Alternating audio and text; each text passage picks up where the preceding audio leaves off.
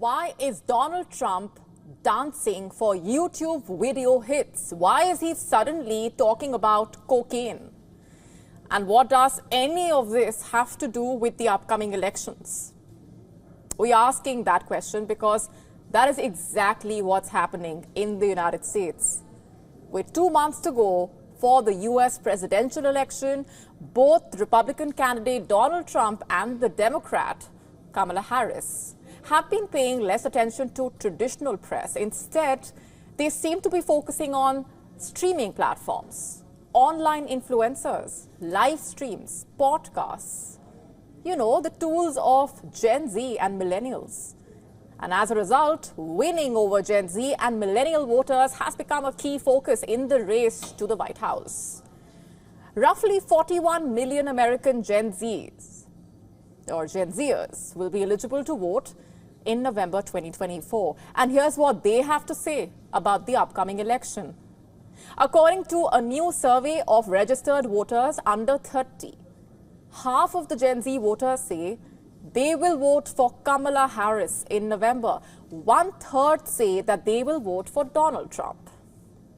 Harris is backed by 60% of young voters if the elections are held today. 50% voters say that they will vote for Kamala Harris, while 34% said that they would vote for Trump. Now, here's where things get extremely interesting. There is a gender gap among the Gen Z voters of Harris and Trump. Most young women said that they are going to vote for Harris. Most young men also said they favor Harris, but only by only 4 points over Trump. 4 points over Trump. So there is no significant difference as such between the two groups as far as that is concerned. And as far as enthusiasm to vote is concerned, around 55% of both young men and women say they are absolutely certain that they will vote in November election. In fact, remember, in the US, young voters are notoriously difficult to drag out to the polling booths, and that is why campaigns of both Trump and Harris are putting all their energy into Gen Z and millennials. Those aged under 43, that's the voter base that could hold the key to the White House. Of course, their strategies have amplified the gender gap in the US voters in a way. Some are even calling the 2024 election as the girls versus boys election, with women favoring Harris and men leaning towards Trump. What's behind the gender divide, you ask?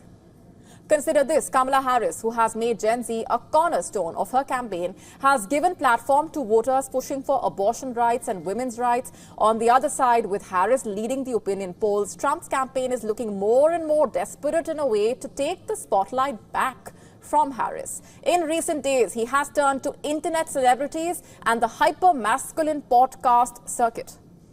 And in doing so, by the way, observers say that he has embraced the macho culture online, a culture thriving among young men with problematic views on platforms like Twitch, YouTube. As a result, what you get is Trump sitting down for an online interview with a 23-year-old internet celebrity called Aaron Ross. Ross is known for stirring controversy. During the interview with Trump, Ross gave a gold Rolex watch and a customized Tesla Cybertruck to the former American president on live stream. Trump told Ross that he understood live streaming, crediting his 18-year-old son, Barron, for educating him about the so-called new wave of conservative influencers supporting him online. They concluded the interview by performing Trump's signature dance step, which now has become a staple at his campaign rallies. But that's not even all. Trump has wooed this hyper-masculine online culture deeply. During a recent podcast with the comedian Theo Vaughn, instead of talking about economy or immigration or healthcare or the global conflicts, they discussed cocaine addiction. Trump, who is a known teetotaler, asked his host if cocaine was a stronger up and too much to handle, quote unquote. Trump, of course, ended by saying that opioids are just horrible and that's downright dirty.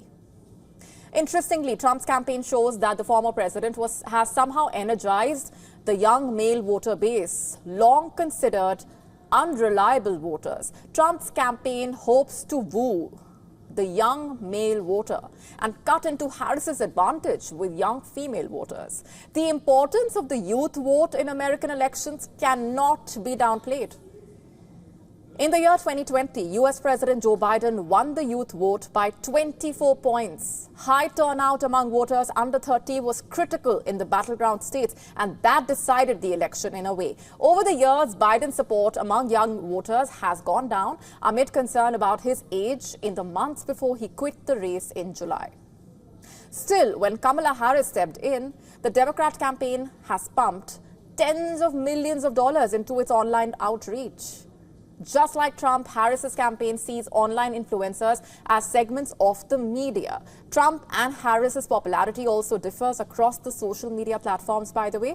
For example, Trump enjoys high engagement on TikTok, where he also has more followers than Harris's personal account.